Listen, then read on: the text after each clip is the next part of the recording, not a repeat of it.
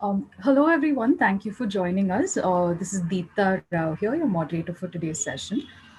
Just before we begin, one of our speakers is having a few technical issues.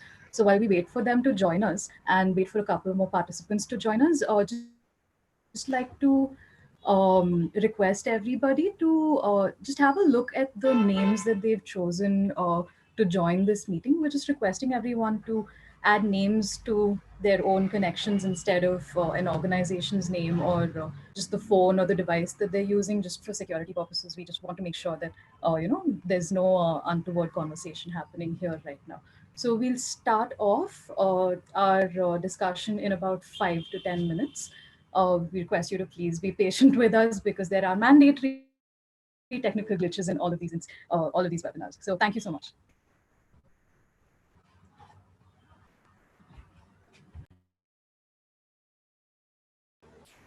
Sunile, hello.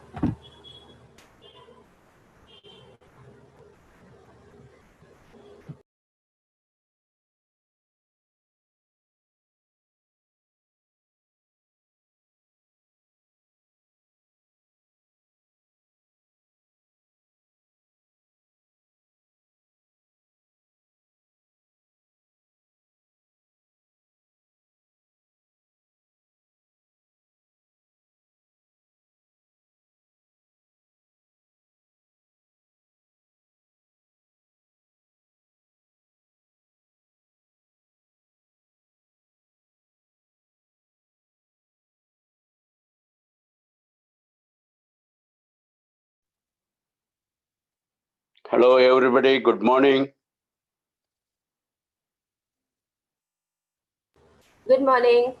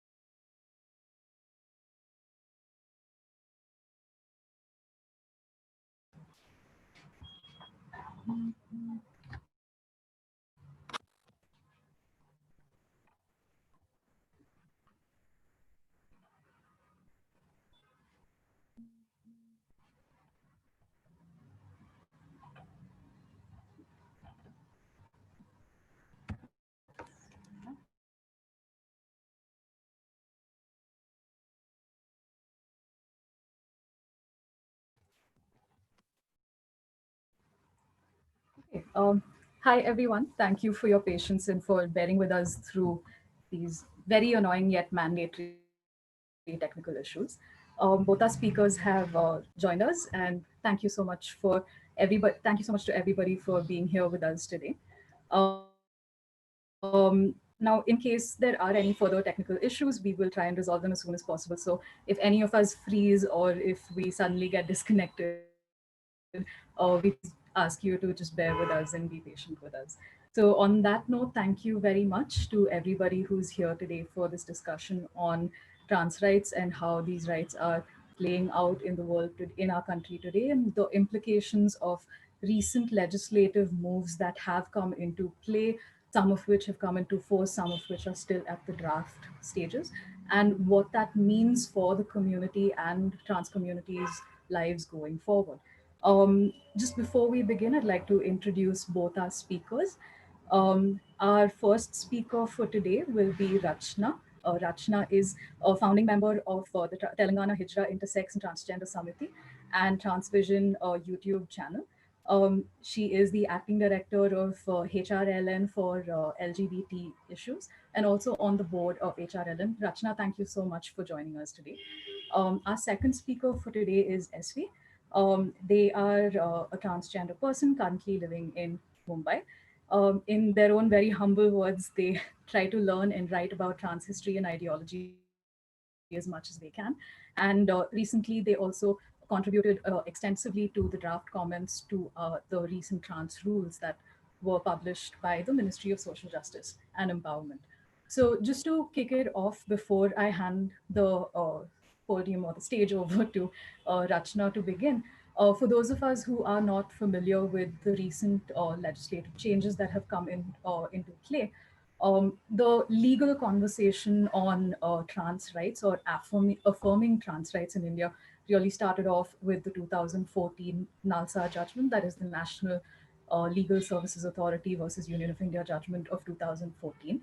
The judgment from the Supreme Court was very, very clear in terms of affirming and confirming the rights of trans and intersex persons in terms of the right to self identify, their self perceived gender identity, in addition with removing the pressure of medicalization and the pressure to conform by changing your body or your hormones in order to affirm your gender identity. The court also placed very clear distinctions between sex and gender and your self perceived gender identity, tying in elements of the right to equality, the right to dignity, and the right to privacy, the right to make decisions with respect to very personal choices about your body and your gender identity. In addition to this, the NALSA judgment also gave very specific sets of instructions directing the central government and the state governments to take a slew of welfare measures and a slew of affirmative measures to ensure that the trans community is not further stigmatized and further marginalized, keeping in mind the lived realities of the communities. Now, going forward, after the Supreme Court's judgment in 2014, we see a series of bills that are introduced into the parliament at various stages over the years. And with each draft that comes on the table before the parliament, we see a slow and steady erasure and erosion of these very positive, self-affirming, and dignified rights that were enshrined in NALSA, slowly being chipped away through legislation by Parliament. Now, as you may all know, the 2019 iteration of the trans bill was passed in December of last year and came into force January of this year. And in accordance with that particular act, as it now stands, rules have been drafted by the Parliament, and the draft version of those rules were published at the heart of the lockdown that we all experienced a few months ago. And comments were invited at that point of time. Now, given the fact that on paper in legislation itself, we have so many problems with the text of the law and what the law seeks to achieve, we also feel the need now to question the manner in which Parliament is proceeding with any conversation on trans rights. So, on that note, I'd like to invite Rachna to please speak a little bit about what has been happening with the rules and also how to go forward. Yeah, over to you, Hello. Rachna. Hello. Am I audible? Am I audible? Ha. Jai Beam, Jai Savitri, Jai Fatima. Um, so before beginning this, as Deepta has given already the introduction for the Transgender Persons Protection of Right Act, which we have a long struggle with that from 2016 itself when this act is in a bill form. So then when like in 2016 we were asking the state like government to bring almost all 27 changes in the bill, and through our consistent struggle protest and and writing to the ministries and also doing advocacy with the MPs and all those people, like we were able to somehow negotiate uh, few changes, but apparently when it came to like 2019, it was the same old bill which has been again materialized with few changes, and the same provisions of, like for example, screening of the body for the giving male or female identity has been as it is gone into the act from the bill, and the rehabilitation provision also has gone as it is, though it has changed it wordings, and also the treatment of gender non-conforming children has not been changed, and there is no such any welfare measures which the Supreme Court of India has asked in 2014 the states and central government. So, keeping on that in the view about how the act itself is can be like unconstitutional for the trans people, because it doesn't have any constitutional validity, because it's go on the face of Nalsa judgment of 2014, and few of the trans activists have already challenged the same act in the Supreme Court, but keeping it the case, like while the case is going on in the Supreme Court, and this bills comes in between and saying that, and these bills only these rules come in between, and the rules also have been dealing with only few issues. Basically, the draft rules which have been uploaded to the website, website, has been only talking about the identity procedures and the document which has to be filled and give it to the magistrate, and how to get an identity card, and the procedure, basically what form, and also suggests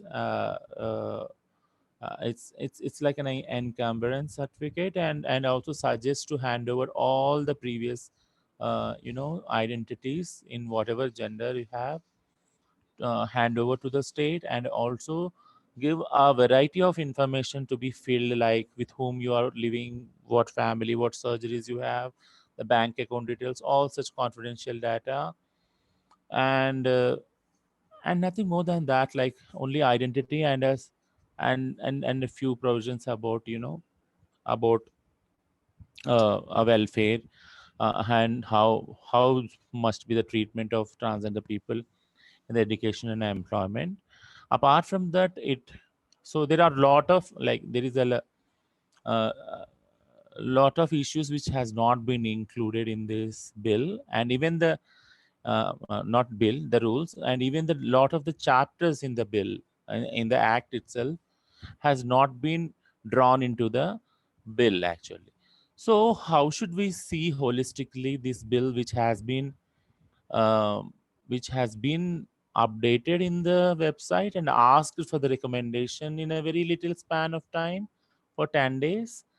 Then we all have written to the government and ministry saying that no, this during this lockdown you cannot force that rules should be seen, and the suggestions can be given within a span and within a short span of 10 days, because people because these rules are first of all in English, and lot of the transgender community are not educated how they will understand and how we will reach to the communities who have been like stranded due to the lockdown, and how we do a community consultations, actually how to get this rules itself to the till community and get their, it has to be, they has to be translated first, and then we have to make them understand what government actually thinking is through the rules, and also ask their suggestions if they need any changes or any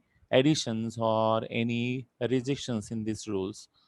So such scope is not available, and though the government has extended the date till the May 18th, but I feel that in the time of lockdown, there is no such rush for the government to push these trans rules in this harder time. Uh, so that is the first and very important concern. The way that in this environment the government want to push these rules. Second thing is that about like the rules itself, like again it comes again in the rules saying that if you want any male or female identity, so you have to get a certificate, and they are saying now the psychologist certificate and psychology certificate for the transgender identity, and a surgeon certificate for a male or female identity. So which is again like again as the self identity principle of Nalsa judgment. So and the magistrate, and basis on what, like it's everything on the whims and fancies of the magistrate, district magistrate, and he has been given the power of deciding a person who is a trans person or not.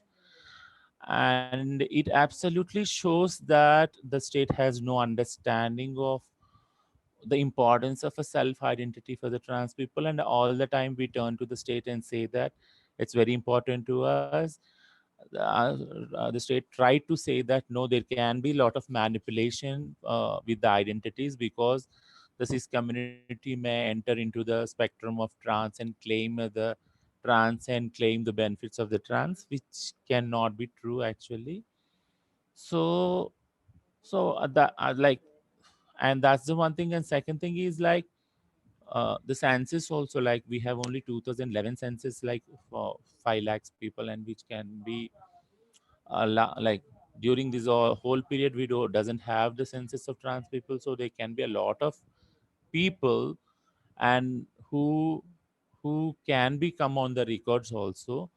So that is also the lacuna. And from 2014 to 2019 till this NALSA has not implemented, and the 2016 bill to 2019, the so-called bill has transformed into and materialized into an act. Nothing has done by the any of the respective state governments or central government in terms of implementation of NALSA. So that's one thing. So in the COVID period, we were able to see uh, that the systems which has to be in place, for example, were not into place. So in such a chaotic situation, we were able to visibly see that how systematic exclusion have been done for the trans people all these years. So in such sort of environment, you are asking the trans people and we have seen the experience of NRC in Assam also, where 2000 trans people have been out of the records and have been declared as non-citizens. So in this chaotic atmosphere and in this horrible times, now the state want to push the rules. One thing, the second thing is also you you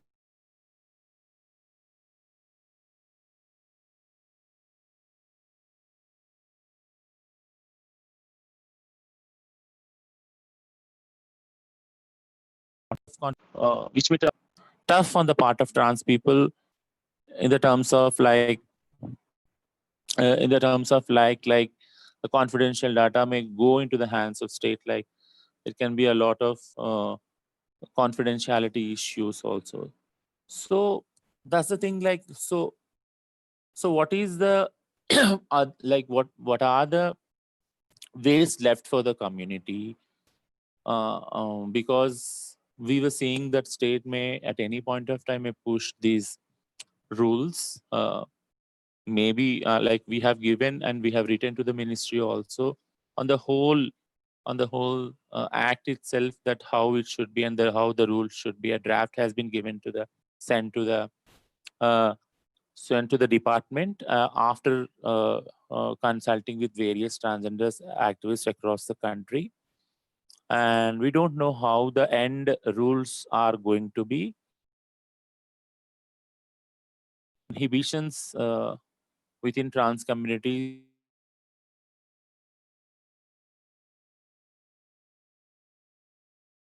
want to miss is that there is in the Transgender Act itself the rehabilitation provision in Chapter 3, saying that now itself like the bonded. So initially they were saying that they were criminalizing the begging, but now they are using the term bonded labor. So if there is any such sort of bonded labor within the community will be, raided, rescued, and rehabilitated. Actually,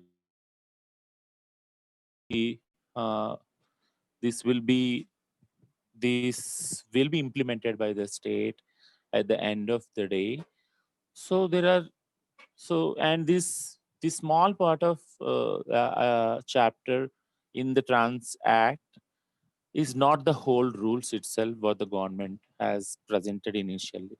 So what about the remaining chapters actually? What about the penalties? What about how the government is going to define the discrimination?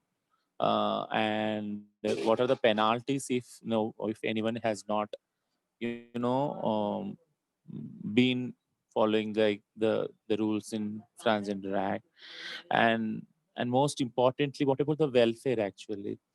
So, from I think 3 days back, we have seen that the whole like in the country, the government hospitals are going to be given a free SRS. So, is this as a part of rules it is coming, or is this as a policy or the welfare scheme it is coming? Then that also we have to see that that will be again problematic, because what rules once the rules come out as a part of an act for the implementation of the act, then they will be forever, and they can be changed with a lot of negotiations and by the state themselves, but the rules will be for the transact. And uh, and and and if this rule doesn't contain any welfare measures, and if they are coming as a separate package, like for housing as a special scheme, for SRS a special scheme, for education and employment a special scheme, then that is going to be very problematic, because that will not be a permanent solution. And the act should mention all these things, and the rules should be part of such welfare, and rules should consist of such welfare, and they should speak about the welfare. Because I strongly feel that without rubbing the discrimination or transphobia around through the rules, and also giving a space for the welfare, the whole rules are of no use actually, what that I feel. So without any prolong, these are my views on these views and the whole procedure. And we'll see that if any questions are there, and we can further discuss on this. Thank you. Thank you so much, Rachna, for your thoughts and for sharing all of your experiences with all of us. I think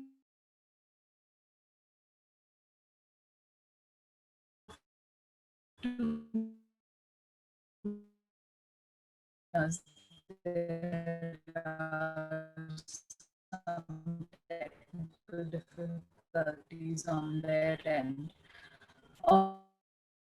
So what we can do right now is open up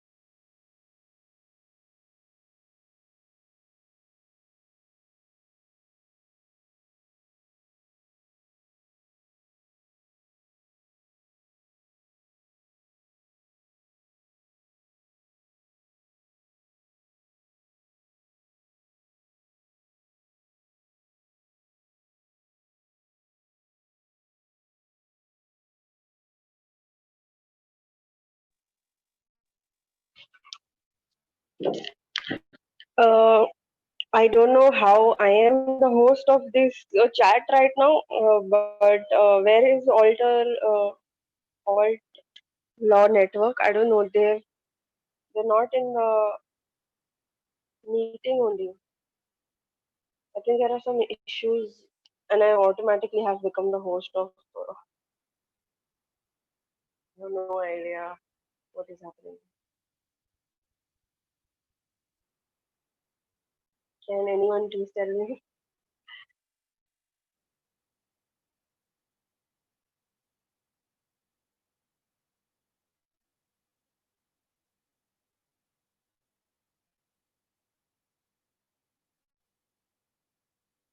Yeah, they got disconnected. Is there anyone else from on behalf of them?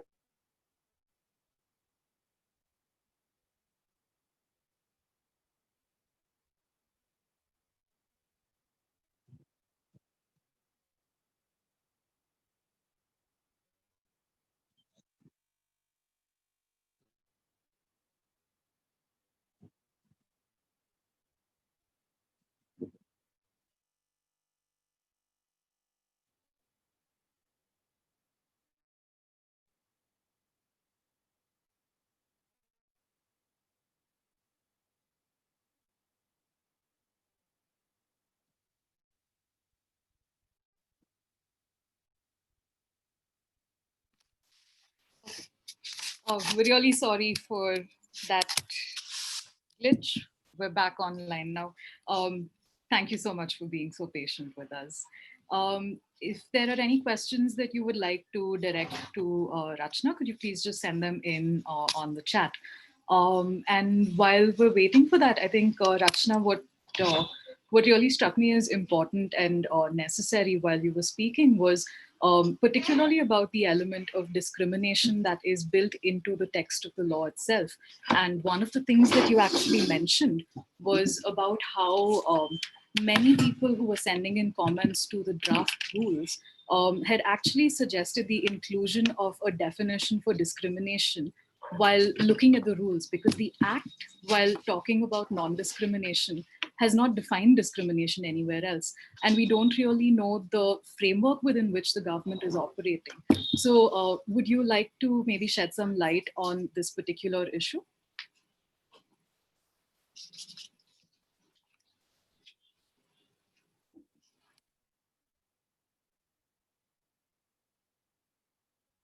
Over to you, Rachna, if you have anything to share on the issue of discrimination.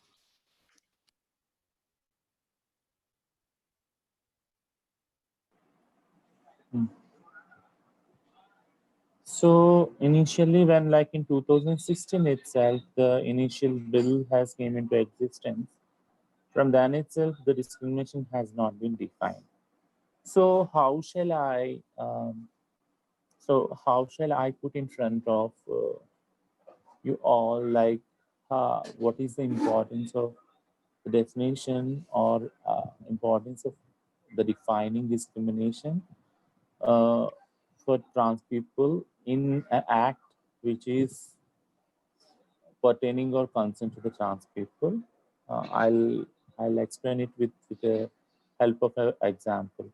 In 2017, the state of Andhra Pradesh has come out mm, with a government order, the order number like GO number 20. So this order provides for various welfare schemes, including uh, uh, pension for trans people, housing facilities, housing schemes, and loans for other livelihood options through SC, ST, BC corporations, and such welfare. But and also it includes few clauses like the trans people should not be discriminated on the grounds of their gender uh, in education or employment system. That's the quote unquote the lines which have been mentioned in the GO.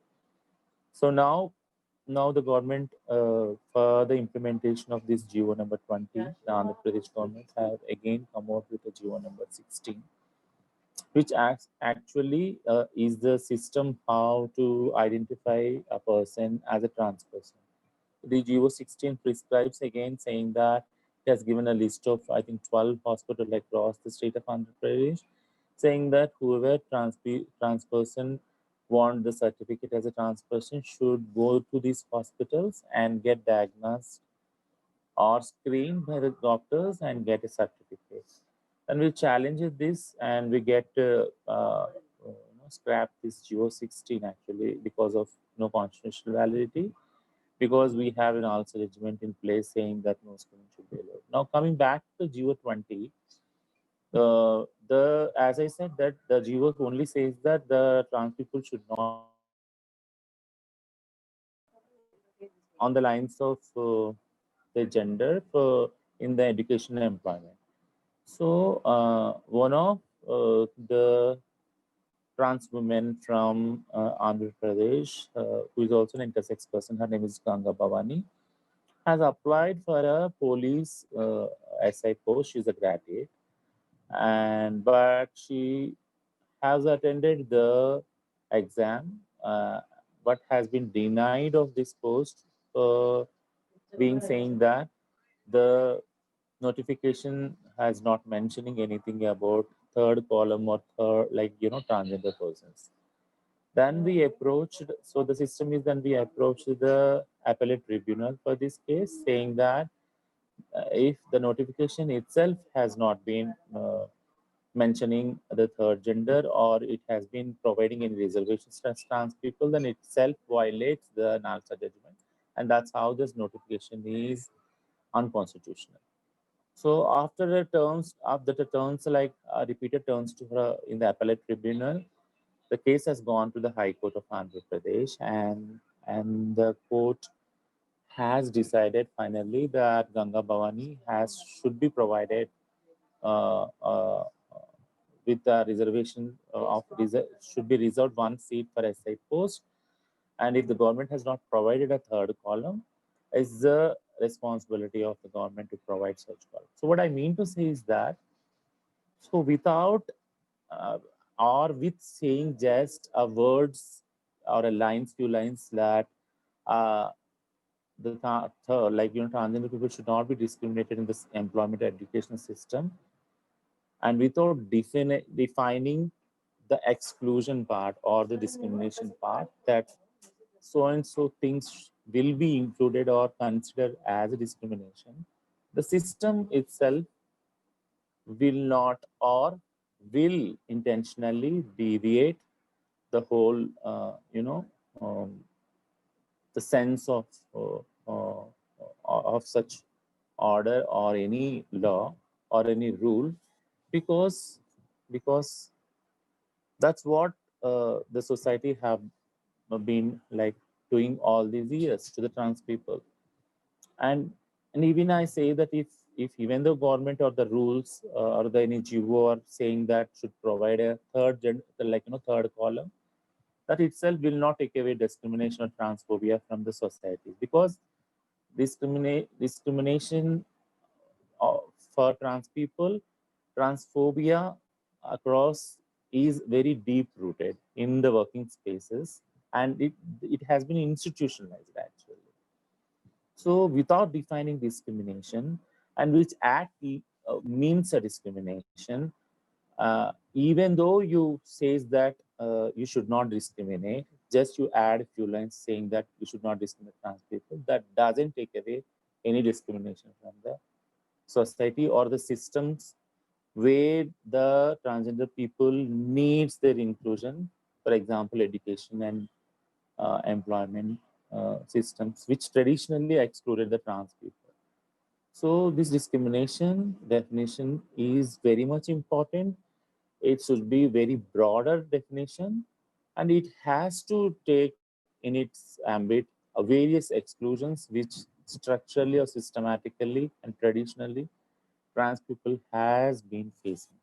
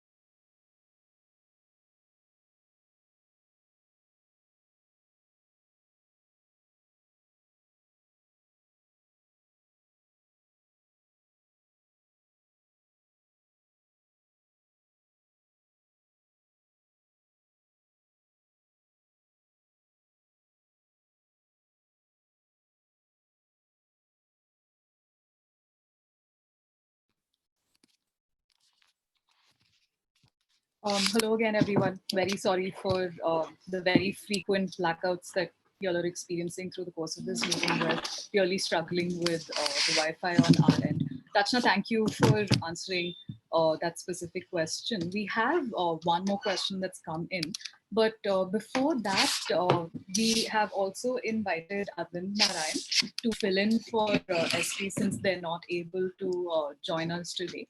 Arvind Narayan is one of the co-founding members of the Alternative Law Forum and has extensively worked on the Section 377 litigation and issues focusing on the rights of the queer community in India. And we would like him to share specifically his experiences on his experiences working on the draft juvenile justice rules, and to try and draw parallels between that rulemaking process, the manner in which it was conducted, and tell us how we could possibly move forward given the fact that the current trans persons rules have come out in the current context that we're in and also contain very, very problematic provisions, as Rachna has already outlined. And once we're done with that, we will open up again for questions. So now over to you, Arvind. Thank you so much for being here. Hi, thanks, Deepta, for that very kind and generous introduction. And I was thinking of maybe sometimes it also makes sense to take a step back and look at this from another perspective and see how we can move our agenda forward. I think in the introduction, as well as in the wonderful comments by Rachna, what has been very clear is the deeply problematic way the intervention of the state has proceeded till now. And I think as I think almost everybody agrees that if NALSA set forward the framework for self-determination on grounds of gender, what we have had, the problem we've had ever since then, is in terms of how that right has been sort of been limited or in a sense removed by the state in terms of the various kinds of laws and various kinds of acts and legislations and draft rules which have come forward since that time period. And I think the question to consider for us is how do we now take our struggle forward? We're all very, very concerned at the problematic nature of the current act. And we're very, very concerned with the limited nature of the current rules. And what do we do now going forward? Question really, really before us. And I just want to take one step backward in terms of as Deepa was indicating, in terms of the Juvenile Justice Act 2000 and the rules prescribed under that. And say that, there's some things rules can do and some things rules can't do. And perhaps it's for us to look at what the rules can do and push to the extent that we can get that done within the framework of the rules. And if we go back to the Transgender Act and the rules under the Act, I think I don't know, Deepa will agree with me that the key word in terms of rulemaking is the question of prescribed. That what is prescribed to be done by the rules is the key point we really have to look at. And we look at the rules and the Transgender Act. The prescribed, if you look at section 22 in particular, prescribed is with respect to the question of, for example, what is the procedure, form, and manner in which a certificate can be issued in section 6? What is the procedure of the application made under section 7? And Rashna very rightly pointed out, what are the welfare measures under section 8? Right? These all can be prescribed by the rules. And what are the facilities to be provided in section 10? That's prescribed by the rules as well. But again, there's a H, which says any other matter which is required to be or may be prescribed. So actually, strangely, interestingly enough, we have quite a wide framework, under the rules. And a lot of things we can get done under the rules, of course, in the framework of the Act. We can't depart from the Act, but we can utilize the gaps which the Act provides to push forward the rules to whatever extent possible, And so I think the question again, I'd come back to Deepta and ask her, and so maybe she can elaborate a little bit on if you thought about it from that point of view, what the rules can do to take forward our broad agenda as far as the transgender rights question is concerned. And if, for example, the question the district magistrate is set in the Act itself, saying that you have to go before the district magistrate to get a certificate. But what is there clearly in the rules is the fact that the documents, what are the documents which you have to put forward to get recognition as a transgender person, and what are the form and the manner in which these documents are represented. That's within our space. So how, I mean, Deepta can share a little bit into how groups have navigated that space and seeing what they've been able to achieve using the rulemaking power, at least in terms of the way we see it, in terms of at least the agenda we put forward. And the second thing is in terms of, I think, Rashna's point of the welfare provisions as well. What are the welfare measures? If Deepta can elaborate in terms of the rules which we have put forward, or which come from community groups, what are the welfare measures which we have prescribed, which were said, which we can take forward? And I think the third point, again, which Rashna already made actually, is if facing any other matter, then obviously the question of discrimination is a key one. So how can discrimination be dealt with? Have we dealt with that within the rulemaking framework as well? Because again, the Transgender Act, we have criticized it on almost all grounds. But I think the one area where they've taken several steps forward is in the understanding what discrimination, how discrimination operates in various spheres. But of course, the key gap which everybody's pointed out too is all that is very well. But what do you do when discrimination happens? What are the mechanisms you set up to deal with the question of discrimination? There's complete silence on that. Again, rulemaking is a way in which we can potentially deal with the question of discrimination itself. So I think there's potential. There's a lot of potential within the rulemaking framework to see how we can push this agenda forward. I'll make those quick points on the entire question of what rulemaking can do. And the other, just to make maybe one last point I just make is I, I I don't know who was. I think Hearn was there in this program, organized by at the National Law School, uh, by the National Center for Human Rights, and the NARC folks were there at that meeting, as well as some representatives of the Ministry of Social Justice and Welfare. And I think what came across strongly from the community, and I articulated, of course, I supported the voice of the community completely, say that there's a strong critique of the act as it stands. And what was surprising and intriguing for me is that the Ministry of Social Justice didn't seem to have sense the critique of the emerging from community level at all. So just a question again. I mean, and maybe Deepa can answer this as well. I'm sorry for Deepa putting so many questions on you. And actually more than Deepta, Rachna, of course, in terms of, I mean, the entire question of community, right? Why has the voice of the community not reached the level of the government? What is your sense of it? Again, what is it in terms of, you've had interactions with the Ministry of Social Justice. I'm sure you had interactions strongly with the ministry itself. What does the ministry say? Why are they so reluctant to listen to the voice of the community? They're claiming this is a welfare legislation. They're claiming it's for the community. The community is saying this is not working. There's so many gaps here. You're not dealing with crucial and central questions. Why is the ministry so reluctant to listen to the voice of the community? You think it's a question of ignorance? You think it's a question of bias or prejudice? You think there's some other agenda at work here which makes them completely silent, or makes them completely silence the real voices of the community in a legislation which they claim to be a welfare legislation. So I have one question, Deepta, and one question for Rachna. Thanks, Deepta. Thanks a lot, Arvind. I think we'll go over to Rachna first. Rachna, of the long list of questions that Arvind has posed, if you could just share your experiences of negotiating with the government or trying to find out what the government sense is of the different comments coming in from the community, I think that would really enrich this discussion. So, Rachna, over to you.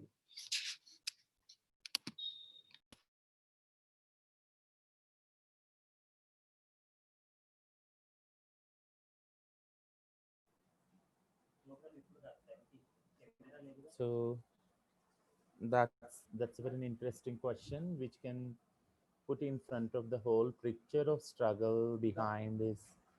Uh, Behind, I would say, the non-implementation of NALSA, and also the protest against this 2016 bill, and also protest for non-implementation of Tiruchi Shiva bill of 2014, until all like this 2019, the how this draconian bill has become as an act.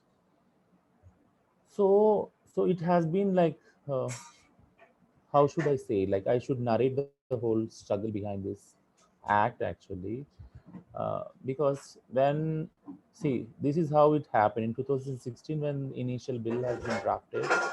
It was very draconian. Like it has been criminalizing the begging, saying that people should be behind the bars if the, it's not only begging but also enticement of begging, which basically challenges the the whole edifice of the Hijra system, and it is going to dismantle the system, and it's going to criminalize the whole, Hijra community. So it's very clear initially also that the government uh, has this bias against, Hijra community or the traditional trans community setup itself, actually, because because it's the transphobia which has been existed and deep rooted in the society, which has been got its spirit into this bill also. So so so the main perception of state is not to rely on trans person, and as I said previously also, there can be lot of misinterpretation of gender by saying that the cis community will interpret themselves or disguise themselves as a trans people. So this whole framework of fake trans people, actually, and we say that there is no such concept of fake trans people itself. Like, so transgender identity is it's a journey between two, um, two between two ends, and it's a spectrum in between. You can put yourself in between any of the two genders, which is binary in the society. That's what we said, and also the Supreme Court has said. So this transphobia, and this transphobia has its spirit and space in this initial bill of 2016 also, and it has made this bill itself initially very draconian. And we have to done a continuous range of protests, a continuous range of, and our protests are two-sided, actually, because first of all the policymakers uh, forget about the people who in ruling party who actually uh, doesn't have any idea about uh, trans persons issues and identity and all the welfare measures, but neither the opposition also doesn't have the same equal or sufficient knowledge on trans people. So the whole community of policymakers have been a very different challenge for us for this initial where we have started the journey of our trans bill. So our advocacy has been not only protesting this bill on various grounds, for example, saying this decriminalization involving the discrimination definition, and it was initially were like we have been rejecting this, like to drop this begging clause itself, which they have now dropped, but they have reframed it as a bonded labor. So what I mean to say is that after 2016 also, like a couple of times the bill has been changed and put in front of us, but it's not like the holistically the suggestions which we have been initially negotiating with the state have been gone into the bill. The reason one is like, as I say again, it's like there is a confusion and conflation of gender and sexuality, which is predominant in the society, and that is also with the policymakers, and that is the ignorance which made the state also adamant to not to change these changes which actually community has been negotiating with them, and doesn't able to understand that they only understand that see, first of all, who is making this bill actually? The Department of the Ministry of Social Justice and Empowerment, which deals with people with senior citizens and people with disabilities, and also drug addicts, uh, substance abuse, actually, basically. So, so they derive those, historical experiences of dealing with those communities and want to apply the same ideology behind this bill also, which is basically problematic also. So, and the initial experts who have been involved in this bill, for example, don't want to name those people, but they have been also very adamant and stick to the bodily nature of or bodily defining or definition of a trans person, rather than being exhaustive on a self identity principle, what the world thinks about like who a trans person is. So these are the few things which state doesn't like doesn't it few lines it's an ignorance, ignorance, and on many lines it is an adamant behavior of, though the community is saying that we need these changes, they were adamant to not to change it. And this journey has been from 2016 has been very troublesome for us, because people have to move from various states to the center, the New Delhi. Every year, every 6 months, every 3 months, we have to continuously travel to Delhi and continuously talking to the policy makers and all these people, sensitizing them and what exactly trans people needed in this bill, and also writing to them continuously, campaigning. It's I can say that it's a continuous campaigning with them, sending emails to a lot of opposition party leaders and also the. So when initially when we have seen this bill has been sent to the select committee, parliamentary standing committee, very strangely we were seeing that few of the ruling party MPs themselves are saying that this bill is not going to serve the whole means of the and the purpose for the community. And it's the ruling party MPs, they were saying that, because the even if you take if even if you take the holistically the only Hijra community or the trans women community, and the state want to draft this so-called bill, that doesn't serve the means, because even the trans women community or the Hijra community is different. It diverse across the country. For example, we have in north is the Nupi Manbi community. We have at the very end of the south the Tirunangai community, and the Kerala even like initially doesn't have any policy, or uh, and they have after the change of the government a policy in place, and trans people started remigrating to Kerala. All those things are there, and again there is a wave of again this Hindu oriented identities called Kinnar on the north part of the India, and which is very similar identical politics with the state oriented, so state owned politics. So all these even like so a particular a single policy or a perception cannot serve the holistically the diverse means of the trans community across the country. Even if you take a trans women or the Hijra community as a base for this whole bill or the law. So, and that's the reason also the ruling party politicians have been saying that it doesn't serve the trans community from the reason which we comes actually.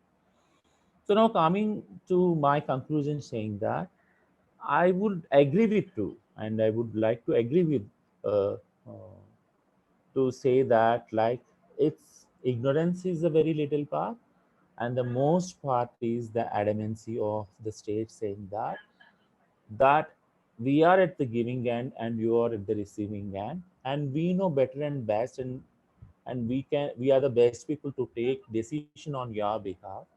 So better you take this and be happy with that. That's what real intention we have seen in the faces. Even this bill has been has been passed finally in 2019 in the parliament. So the whole house and the whole know group of people have been behind this bill, saying that this has to be passed and this has to be finalized. So what I mean to say is that like, see, I want to just end with this because, and there are also one interesting thing I want to say that when this bill is passing, there are 7 and 8 such opposition party MPs who has been standing and saying that various different issues, very deep rooted issues, saying that so identity is a problem. Where are the welfare issues? How about the transition, the surgery issues? Then we were really surprised to listen those things from the from the legislators actually, because that's the impact of the advocacy which we have done all across. And and there was one politician was saying that if being a cis community or being a politician, I'm not like we are not able to understand the situation of the community. What is the rush to make this bill to be become an act? which may have not any use for the trans.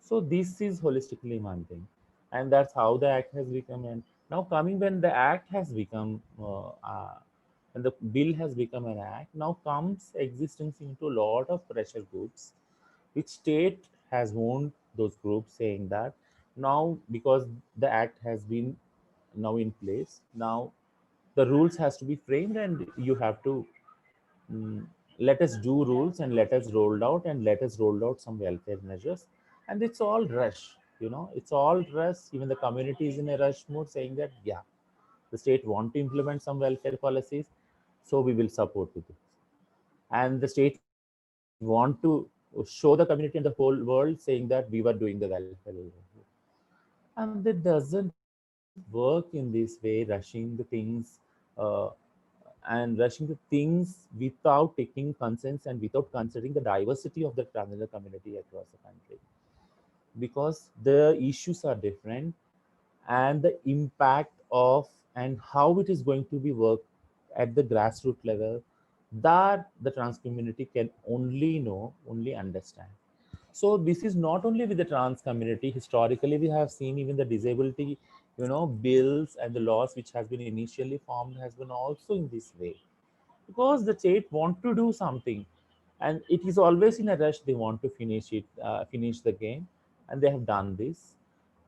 So what my concern is that though it won't talk or do any, and we can't see any welfare of people or the community, trans community at the grassroots level, it should not harm the community. Actually, that is the only concern, because there are very serious issues, concerns. For example, the rehabilitation thing, which may turn to be against the uh, welfare of the transgender community. One is rehabilitation in the name of bonded labor thing. Second thing is the welfare of gender non-conforming children, and because this act itself saying that with the help of competent court, the family or the next family of the child can decide the child to be put in a rehabilitation home or a home for care for children, which is again the infringement of a child of gender non-conforming. It's also infringement of a child rights actually. So we have to see this various political combinations and permutations of how community, a certain group of community has been uh, so hardly struggling behind these things, uh, to make state understand, to be seen on uh, to throw light on a diverse spread issues, and to create a space for various sectors, sections, and welfare. Whereas a certain group of people, or even though community, I can say it is community and also the state, are in a rush to get implement this so-called act or in the form of rules. So let us see how this engagement on this act or rules, and how it will, how the next journey will be like. But we will keep on engaging on this on a consistent basis. What I feel. Thank you. Thank you so much, Rachna, for sharing your experiences with just the advocacy and the building of the movement that has gone into getting us where we are today. And very little is often said about the amount of work and coordination throughout the country that needs to go into any form of engagement, either with the state governments or with the center.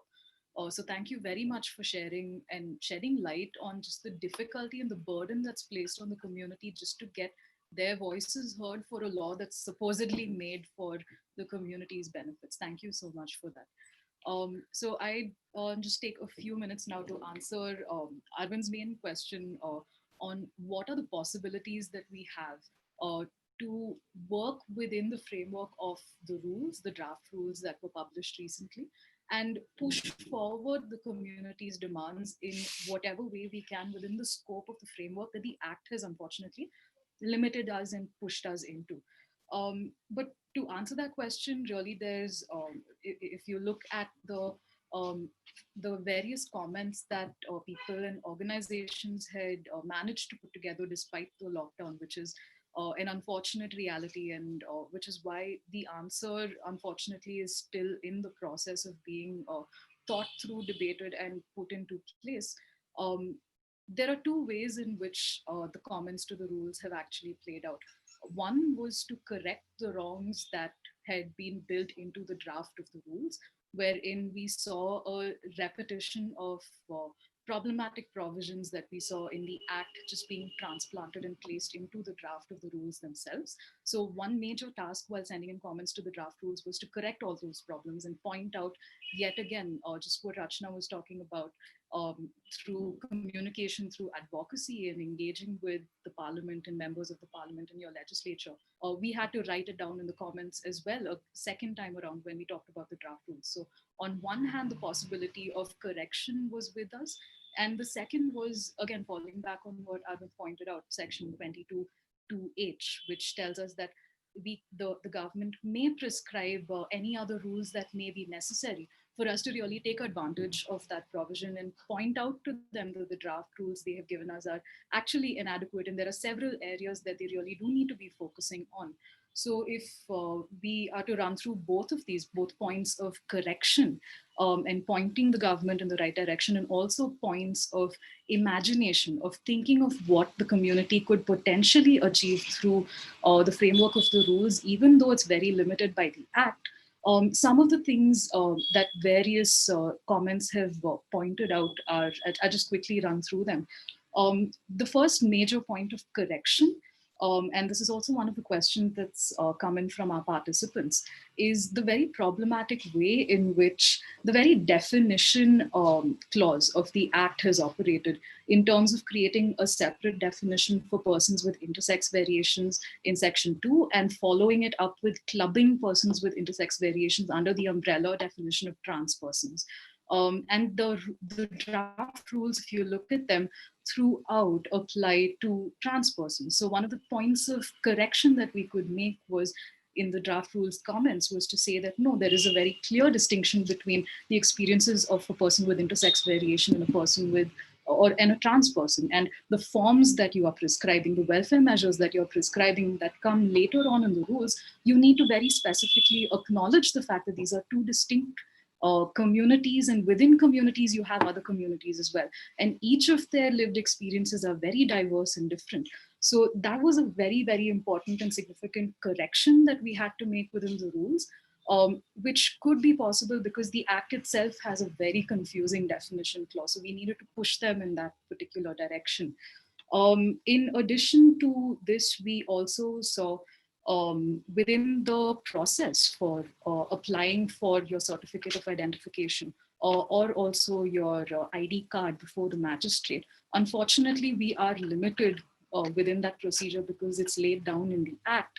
But one of the very problematic clauses that we came across in the draft rules was the fact that you needed to have been a resident of the jurisdiction of the magistrate that you're going to place your application before for a period of 1 year before you can actually place that application before them.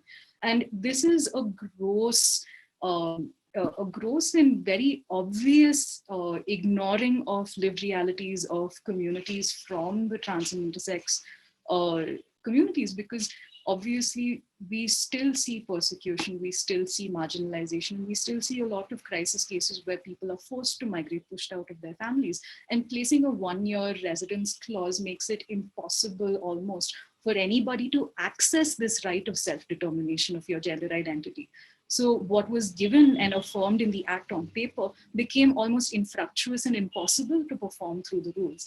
And that was another very crucial correction that we were forced to make, to force the government to listen to the lived realities of the people that they are trying to and claiming to legislate for the benefit of. In addition to this, we found several organizations and individuals had pointed out that there was a very insidious manner in which certain departures were made from the so-called welfare nature of the rules and the law. And that was in the very first definition that you saw on the application that needs to be made to the magistrate. It wasn't just an application, it was an application cum enumeration form that a member of the community had to sign and present before the magistrate along with a list of documents and an affidavit. And the question that was immediately asked was, why would you use the opportunity, why would you use this as an opportunity to collect data on members of the community? Because the questions that were asked in that enumeration form were extremely humiliating questions, like, who do you live with? Do you live with your mother, your father, your brother, your partner? Are you married? What kind of medical records would you like to produce? And all of these questions are completely unnecessary for any of the questions, or they don't serve the purpose that the rules in this application actually seeks to achieve. There is no rational nexus between the questions that were asked and the information sought to be collected and the purpose of actually giving you or issuing you the certificate of identity. So again, we had to do a very particular course correction on this front, because on one hand, you see problematic law being put in place through the act, which has eroded NALSA. And through the rules, you see a further erosion and an attempt to, in many ways, collect data about the community. And Rachna rightly pointed out that census data is extremely limited. It's also dated. But then you do not perform such insidious functions in the name of offering certification or identification. In other regards, we've also seen very stiff opposition to the introduction of the chief medical officer, the introduction of a report from a psychologist. Just to clarify again the process for those of you who might just need a little reminding on this issue, because it's also coming up in some of our questions. As for the Act of 2019, the procedure which a person from the community has to follow, whether you are trans or a person with intersex variation, if you want to get any of your records changed in order to reflect your self-affirmed gender identity or your chosen name, you will have to approach the magistrate in a two-step format. First, you will have to approach the magistrate if you are a pre-op person, a person who has not yet undergone surgery or any medical changes to your body. You will have to first approach the magistrate through this procedure that they have prescribed, fill in the application, produce the documents that you need to, and you will only be permitted to get a certificate of identity or an ID card having the gender identity of transgender. This is regardless of whether you are a trans person, you identify as a gender non-conforming person, or if you're a person with intersex variation. So you are just blanketly labeled as a trans person. Post-surgery, you have the option then of choosing to identify as either male or female. You are forced then into the binary of male or female in a predetermined format that is prescribed. And you will have to then undergo the surgery if you want to, by your own free will, choose to remain in that binary or choose to move into one of the binary identities. Now, under the rules, unfortunately, we've only been able to do a limited amount of course correction, wherein we tried to reject the report from the chief medical officer of any government hospital. We also saw that there was a pretty clear indicator that the state is trying to push communities into accessing only government hospitals, or whether it's the psychologist's report from a government hospital or the chief medical officer of a government hospital who's being called on to issue these reports. In terms then of what are the possibilities, the newer possibilities that we can introduce under the Act, what was interesting was when we looked at the welfare provisions in the rules, it was almost a replication of the broad general language that we saw in the Act. That unfortunately did not capture the many nuanced demands that the community had been putting forward consistently. In the rules, what we saw was a very clear hands-off approach that the central government had followed, handing it over and leaving it over to the appropriate government, which in this case would be the individual state governments, to review all of their existing policies with respect to education, employment, healthcare, welfare, benefits, the entire gamut of your entitlements that are in the hands of the state government, to review them and ensure that trans members can be, trans and intersex persons can be included within the existing fold or the existing gamut of policies and schemes that are already in place. However, the things that we could do afresh, things that we could push forward, simply given the vagueness of the wording of the draft rules, was to reiterate exactly what told us at the very beginning, that we have very specific demands, and to lay them out specifically in the draft of the rules. One of the significant things that was introduced in many of the comments that were sent in were time limits. That while NALSA gave the center and the states 6 months to implement the provisions of the judgment, uh, in the draft, in the comments to the draft rules, we were able to put in clauses that said within a year you will have to review all your policies. Within 2 years, you will have to implement certain policies. Um, in terms of one of the more significant new possibilities that were there, what's interesting about the draft rules is that there is absolutely no provision on safeguards for the applicants who are going forward before the magistrate. And as Rachna mentioned, it is a very difficult process to actually negotiate with persons in power who already carry certain perceptions and prejudices about the community. And what was significantly glaring yet absent in the draft rules was that there's no safeguards for any of these applicants. So we were also given an opportunity to fall back on one of the provisions in the Act that spoke about grievance redressal mechanisms, particularly for somebody either in an office, in a workspace, in public spaces, accessing certain services. We were able to also propose how that grievance redressal mechanism is going to operate. Who is going to sit in that place? Is it going to look something like the ICC under the POSH rules? Hopefully not, because we know what the problems there are. And talk about issues of discrimination faced by community members while they are going through this process of certification or identification. And to also hold government authorities accountable for anything that may go amiss with the way they interact with community members. So in that sense, the possibilities have been immense, because we were also able to outline the manner in which they should be interacting with members from the community while they try to access, however problematic the procedure is. We still try to build in safeguards within the framework of the rules by falling back on these comments that could go in. I think on that note, I think I'll just hand it over to Arvind to maybe give us a few. Thanks to both Deepta and Rachna for really, I think, really wonderful and really very, very powerful, very moving comments.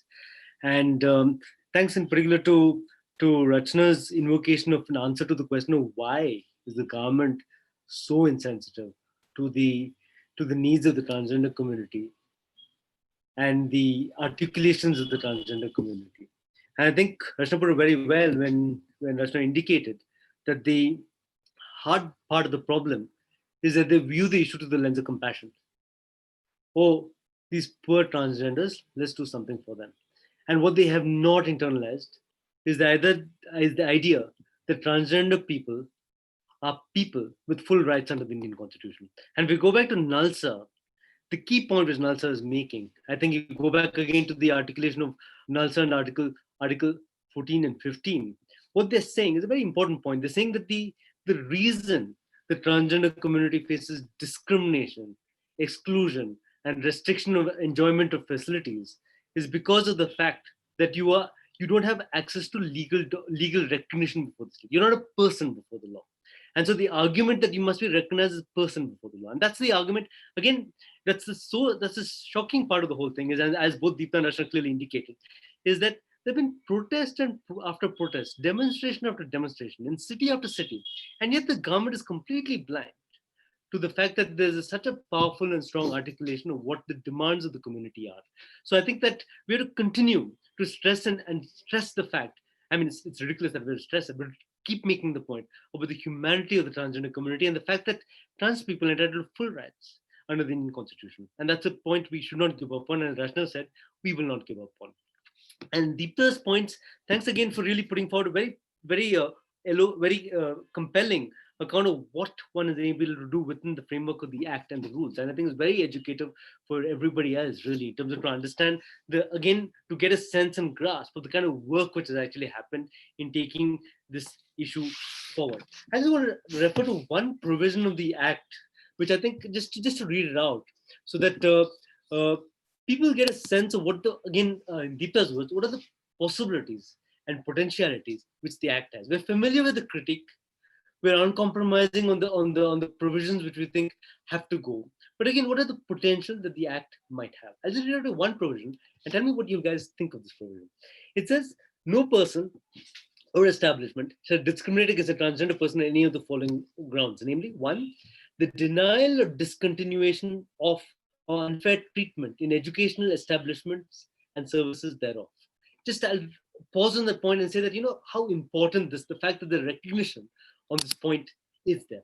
Because again, we know for a fact that if there's a problem which the transgender community faces with respect to education, it is really the denial, discontinuation, and unfair treatment in educational establishments. We know a lot of our colleagues and friends, if the reason we're talking about low levels of education in transgender community is because transgender people are pushed out of schools.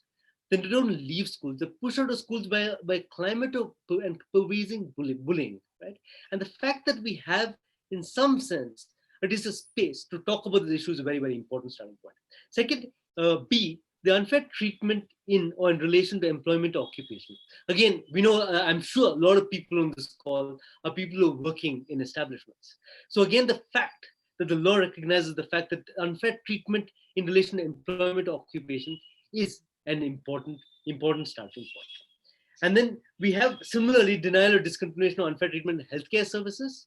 Then the other important point I want to make is denial or discontinuation or unfair treatment with regard to the provision or enjoyment or use of any goods, accommodation, service, facility, benefit, privilege, or opportunity dedicated to the use of the general public or customarily available to the public. And similarly, denial or unfair treatment with regard to the rights to reside, purchase, rent, or otherwise occupy any property. So I think these are all very important acknowledgements. But again, as Deepta made the point very clear, fantastic, sounds great. But what is the point if you haven't set up a single mechanism to deal with the question of discrimination? And that's the struggle we have in the way we go forward. Again, to what extent we can push it to rules is one part of the story. The other part of the story is how do we continue to push the government to recognize the fact that these are rights. You need to recognize transgender people as full human beings entitled to their full human rights. And these are rights which are being denied. Again, when we refer to the question of rentals and denial of services, we know that. There's so many stories our colleagues have come up with again and again of how you denied access to restaurants or hotels, how transgender people denied the access to rental accommodation. All of these are very, very important issues. It's very important that there's a semblance or a beginning point of an acknowledgement of the question of violation.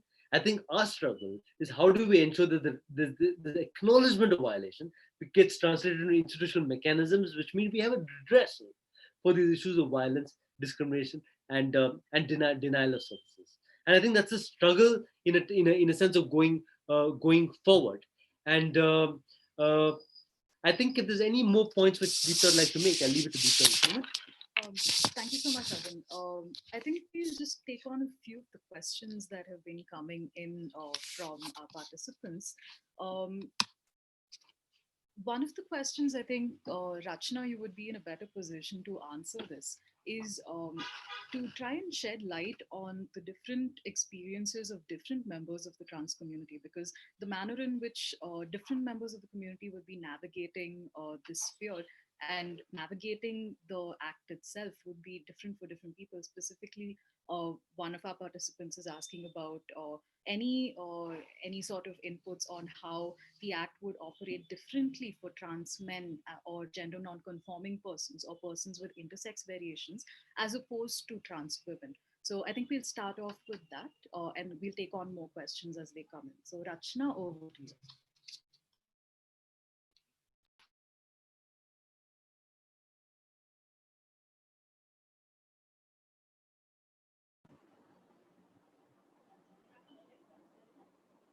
Hello.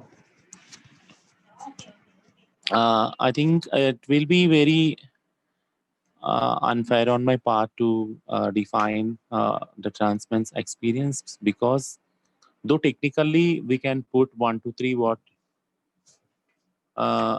technically we can point out, make 1 to 3 points sort of things, like how trans men can be and excluded from this, from the ambit of the welfare, or how they have been structurally felt discriminated through this act, and maybe through the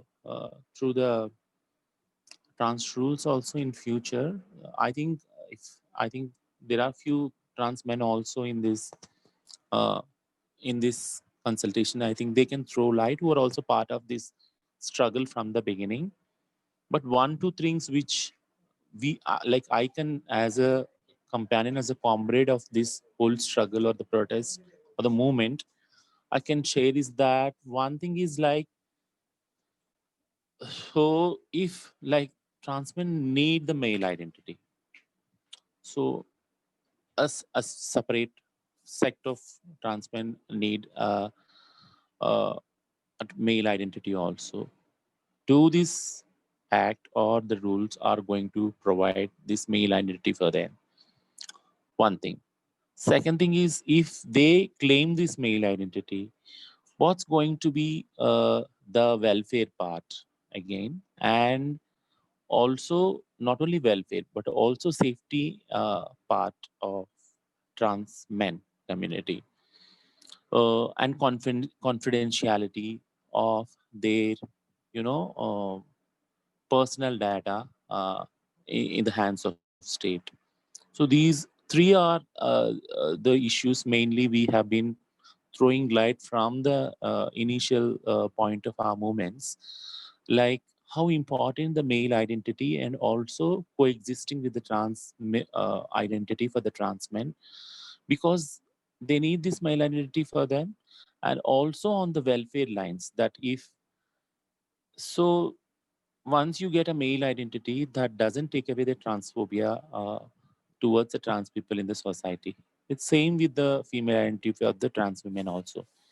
So what, like, if once a trans man get a male identity, can they get this identity through this act or the rules? There is a lot of confusion. It's a very dry area. And what, and if government only and have already been stated it very clearly that without surgery certificate they will not be giving any male or female identity. So that itself is infringement of right, constitutional right of trans men and even trans women, the whole trans people. So that's another technical part of you know this identity, male identity.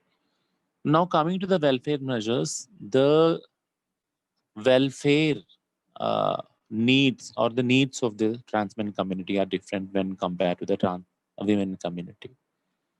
And the patriarchy, how it works on trans men, is different to that patriarchy which works with the trans women. I won't say that there is a thin line of benefits being or either trans men or trans women, but the needs and the problems are different for trans men. So, and now take for example gender reassignment surgery itself. Like they have said that whole India will be given all government hospitals, but is it possible in the same way? Because it's not a one surgery either for trans women or men, but it's a process of, it's an conglomeration of various steps towards the addressing the gender dysphoria and also transitioning the body also. So on those lines, so I think trans men will be the more and better and best people who can define their needs under this act or the rules. But holistically, these are the few issues where like uh, uh, the trans rules or the trans act has been being excluded the trans men issues, what we feel we have been understood through this journey from in this moment. One thing. And coming to the intersex or gender non-conforming people. So intersex and gender non-conforming people issues altogether is a different gamut actually. Those few people identify themselves as a trans or gender non-conforming.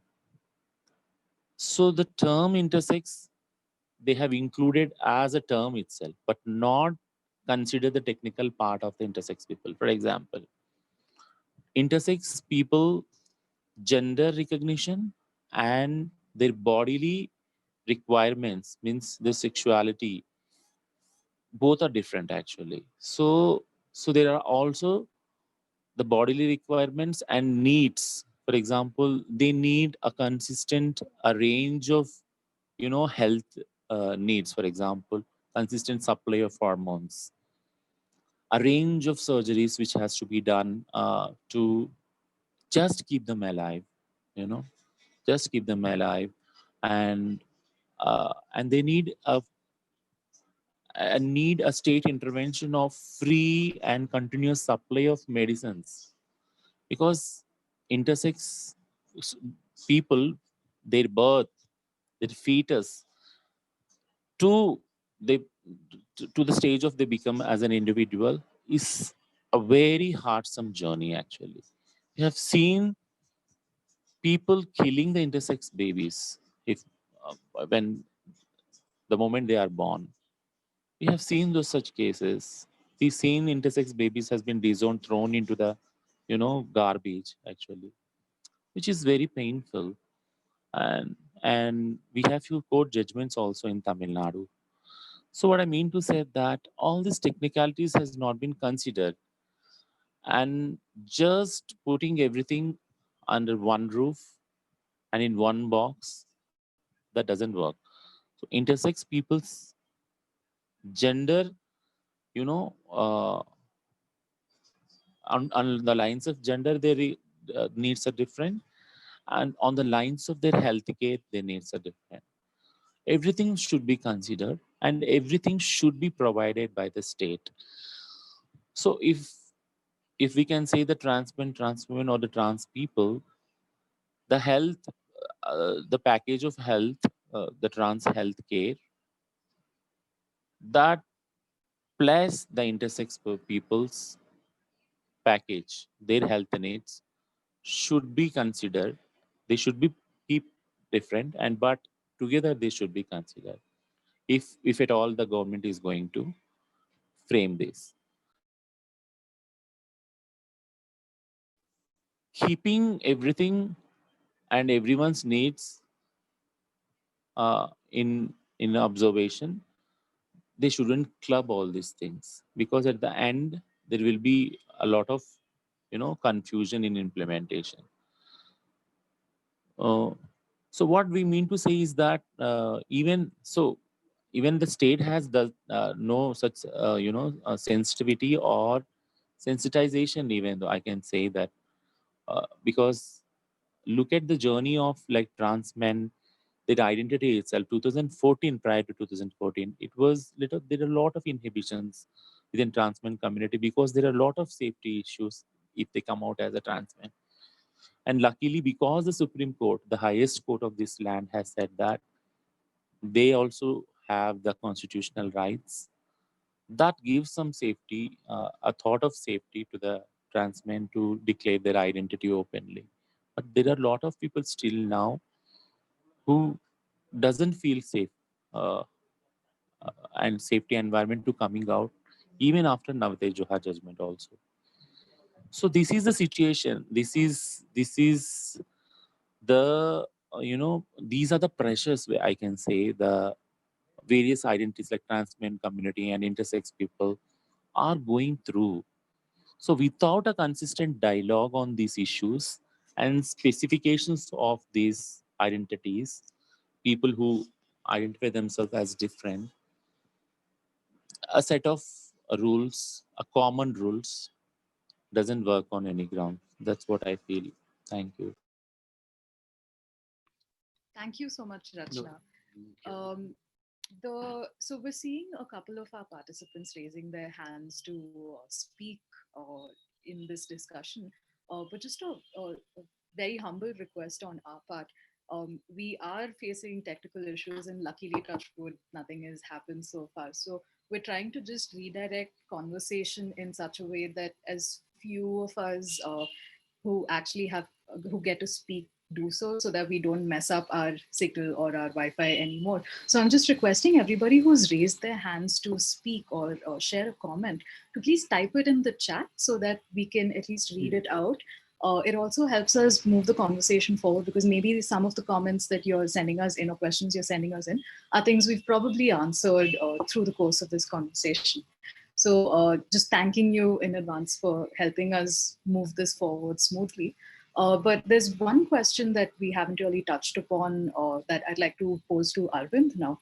One of our participants has asked us about laws on abuse and particularly grievance redressal mechanisms through the framework of the criminal justice system. When you look at bodily abuse or violating the rights of a trans person, and why the remedies that have been put in place by the Act and that have remained completely silent in the draft rules, why they're so different from similar remedies that you see in the Indian Penal Code when you look at women. And maybe to add to that question, maybe Arvind can also talk about uh, just picking up on a thread that Rachna mentioned, that you cannot have a blanket legislation for all members across the board of the trans community. And there are very specific lived realities of different communities. And look at the kind of remedies that we can see within the framework of criminal law when you're talking specifically about violence against someone's body. So, Arvind, over to you. Yeah, thanks, Lisa. This raises the complicated question of how does one structure the criminal law in terms of taking on board the interests of a diversity of people. And the answer, which I think, which most people come on board, is the idea that as far as the Indian Penal Code is concerned, as far as the provisions on sexual violence and rape are concerned, one way forward is to look at the provisions being neutral with respect to the victim. That is, any person who's subjected to the IPC offense of rape is entitled to file an FIR and claim the protection of the law. And that comes in a sense from saying that we can define sexual violence in a gender neutral fashion in terms of at least the ingredients of the offense itself. And again, there's been a bit of a history to this where the issue of sexual violence against the transgender community was never taken seriously till such time it began to be documented and people started making the case it's an important issue which has to be dealt with. One of the two significant, one activist landmark which is very significant was the Kokila Protest, which basically through the protests at the street against the rape of Kokila in Baipanhalli police station. The strong point was made that sexual violence is something which affects the transgender community, and it should be dealt with seriously by the state, by the implementing mechanisms themselves. And that was, in a sense, followed by the People's Union of Civil Liberties, which did a report looking at looking at human rights violations against the transgender community, and making a strong point about how sexual violence is a key dimension of the way the transgender community is made to conform to certain rules and certain ways of being, and how sexual violence is something which should be tackled by the law. And the post that we had the Verma committee which was set up post the Nirbhaya rape case, in which submissions were made on behalf of the transgender community by Akai and others. And again, the argument was made that the transgender community faces sexual violence and the law should deal with it. And Justice Verma came up with a very innovative formulation. He put forth the formulation that the rape law, the modified rape law, should be neutral with respect to the victim. And again, I guess it's a slightly technical point because previously rape was defined as a peno-vaginal offense, right? It's as narrowly defined in that sense. But the latest amendment, post the Verma Committee recommendations, it talks about broadly put, the insertion of any object or part of the body into the vagina, urethra, or anus of a woman. That's one part of the definition, which broadly indicates that it's the definition, in terms of the actus reus of rape, is really opened out. You're thinking in a broader range of violations to which women have been subjected to and transgender community has been subjected to. So one simple answer to that question is really that we should look. I mean, the consensus point across the women's movement and across the LGBT movement and transgender movement is that the rape law should be neutral with respect to the victim. The question of the perpetrator, of course, remains very complicated, only for one reason, because the women's movement expressed a strong apprehension that perpetrator neutrality would mean that cases of rape will be filed against women, and the misuse of the law is highly inherent in that process. So as of now, the consensus point across the board is saying that the rape law should definitely be neutral with respect to the victim.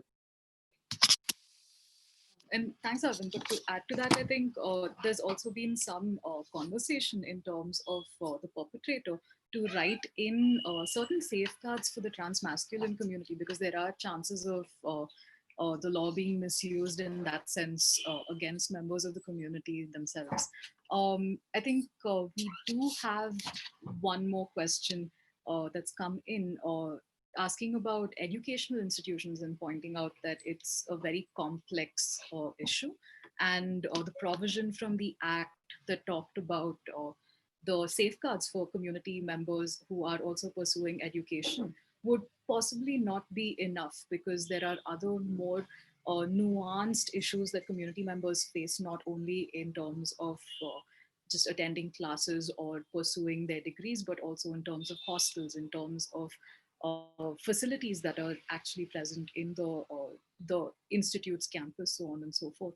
And it is a very pertinent point, and this is actually something that the government had the scope to address in the rule-making process, because while the act will lay down a broad framework and philosophy and point you in the right direction, or one hopes they would point you in the right direction, the rules are really where you come down to the nuts and bolts of the mechanism in which the rights that are enshrined in the act will actually translate into ground level action.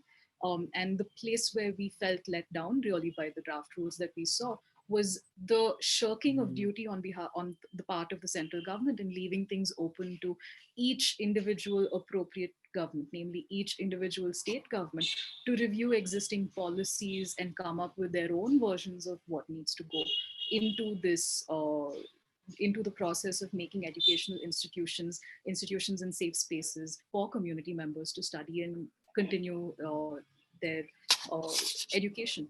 Um, Having said this, so there has been a lot of effort put into making educational institutions safe spaces by different community members and groups of students across different campuses across the country. And unfortunately, we're not able to orally get you any of their testimonies, because I can see some of them being participants over here in the conversation. But there have been efforts that have been put into making sure that individual institutions at least try out different ways of being more inclusive and being safer spaces. But the struggle that we're having, I think, at this point of time is to translate that into legislation. And that continues, as Rachna pointed out early on itself, it continues to be a very critical part of advocacy that community members are undertaking to push into legislation. We do have one more question that's come in, and I think we'll also keep an eye on the time. Um, Right. So the question that one of our participants is asking is about syllabus and whether medical students are actually taught about anatomy and taught about issues of intersex persons, and whether doctors are going to be trained to conduct surgeries, and whether or not they'll be able to handle such things. There has been I'll answer this to the best of my ability and then open it up to our speakers. But there has been a pretty strong move to include issues of trans rights into the syllabus of medical institutions. I think Rachna would be in a better position to talk about the surgery aspect of things and the hormone aspect of things. However, from our experience with dealing with many crisis cases, the one thing that we've seen is a very steady and rampant abuse of one particular provision of the Mental Health Care Act of 2017, namely the provision on assisted admission. Which again involves psychiatrists as a fraternity, wherein family members who are in opposition to their ward's chosen gender identity or sexuality use the claim that they may be a danger to themselves or a threat to the people around them to forcefully send you into mental health institutions to cure or correct or treat. And unfortunately, while free medical aid may be one of the demands, something that is very little spoken of and advocated on is the misuse of already existing provisions in other laws that may be negatively impacting the community. And on that note, I think I request Rachna to please shed some more light on the process of advocacy with doctors and medical institutions to see if there's any more work that can be done or to let us know what has been done so far.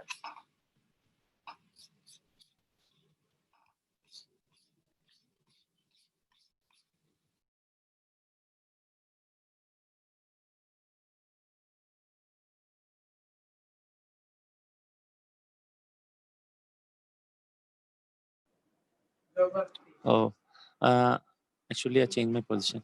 So, what I mean to say that, like, so if you like, if government, like state itself, is saying that you won't get any male or female identity without any surgery, think of the situation where that like state is going to push the transgender people to prove themselves either male or female identity to force them to get done surgeries to their body, which is very draconian. And now coming to the situation, what is existing in the medical fraternity and also medical curriculum, no, it doesn't have gone into the medical curriculum at all. And we have done a lot of meetings, sensitization meeting with the surgeons and also the group of health experts who are involved in this gender reassignment surgeries. We are still emerging actually. A very few health care professionals are there, or the surgeons are there who know these surgeries and who can do these surgeries, but these surgeries are still trial error methods. So the first state itself, the Tamil Nadu, which has given the gender reassignment surgery in free of cost, it's not a proper gender reassignment surgery again. So people started go and asking the government that like we just need an emasculation and get done it because it's provided by government and it is free of cost. So this is this is there from like 2009. So keeping this in view as a past experience, how uh, like how mm I can say, I won't say that unhealth, but how um what unexpert like an inexperience of like health fraternity to to do experiments with the trans bodies, because I say that they do experiments with the trans body. Every single surgery is a trial error method because we doesn't have any guidelines, we doesn't have any protocols, we doesn't have any such experts who are trained in these whole procedures actually.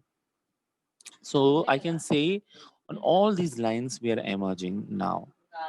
We have seen in Chhattisgarh, in the state of Chhattisgarh, when state have declared 2.5 lakhs of compensation for gender reason surgery. The first case is a failure. The person died because of the failure of gender reassignment surgery. And we have such very bad experiences. People going doctor to doctor for a range of a range of surgeries, expending their money and foregoing their time, precious time, and investing and putting their lives into the risk actually. So this is the current situation. And coming to the hormones therapy, the regular hormones therapy, which the endocrinologist is supposed to suggest. First of all, people are not sensitized to go to the endocrinologist to how to take these hormones. They take right, center, and left the shots or the pills. So what I mean to say is that there is a lot of ignorance around transitioning, and very less sensitization about transitioning, gender dysphoria, and now this identity itself has become a challenge, coming from the state saying that you have to done a surgery to claim your male or female identity. So things are very serious and very and include a lot of risks in itself, which cannot be narrated in the words. Like, what I mean to say is that how simply I'm putting it in them in the words. It's the lives of the people actually. So we are putting lives of people into the risk. So we have done a few very uh, very few consultations with health experts, where I can say that two or three at a national level, or in very few in other states, to discuss the current situation of the gender reassignment surgery, the guidelines. And I think SAPO has one such guidelines in place they have developed. And one more is from Pondicherry, the Mahatma Gandhi Institute of Medical Sciences. They themselves developed. So there are very few people working on those lines, and there are community people who are putting their sweat in behind these protocols or guidelines to coma. But it's not the state centric actually. It's not the state led initiative actually. What I mean to say is that state has not given directions to the medical fraternity, or the medical syllabus has to be inclusive of these surgeries, or the sensitization of and regarding this variety of surgeries which will takes place, and regarding various issues of trans health. So on those lines, we are very lagging behind. Uh, so so the myth or the confusion or the conflation of gender to sex within the society is also part of the state, and should be also the part of the state health, agenda, healthcare agenda, because it is a constitutional right to life, which is equally important for the trans people and applicable for the trans people. One thing. The second thing is, we just can't put people's lives in risk blindly, putting the welfare schemes in front, saying that go and get done that. It won't work in that way, because it's the life of the people. It's the life changing surgeries, of life changing procedures which are going to be take place. And and they cannot be, and trans people's bodies cannot be used as a rats or rabbits in a laboratory without proper procedures and guidelines and protocols in place. So we have to together work with the community. State has to together work with the community to bring this basic sensitization at one hand, and also changes in the curriculum, and also additional knowledge to the medical fraternity to do this life saving. I say them as a life saving, surgeries or life saving surgeries or mechanisms with the trans people bodies. Thank you.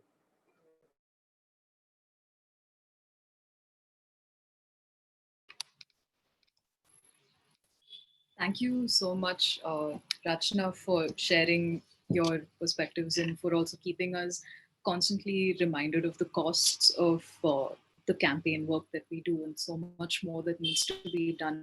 I think you've captured the essence of this entire discussion so beautifully in just the last part of your answer to that one very specific question.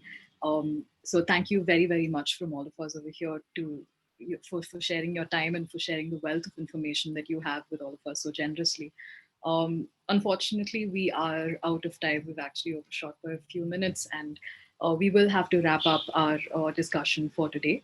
On behalf of our hosts, ALF, I'd like to formally thank everybody for being so patient and understanding throughout the various technical glitches that we have had in the last 2 hours. I'd like to thank Rachna again for being a part of this entire process and for agreeing to be here today and sharing so much of her information and experiences with us. Things that we would never really have had an opportunity to engage with if she had not been here with us today. And also thanks to Arvind for being here with us and being so patient and sharing his knowledge with us on such short notice. So on that note, thank you so much to everybody. We really hope that this has been useful to you in some way. And we really do look forward to engaging with all of you in whatever way you'd like to engage with the community going forward, helping with advocacy, or even just sharing your thoughts on how things have been. Thank you so much to everybody. Please have a good day.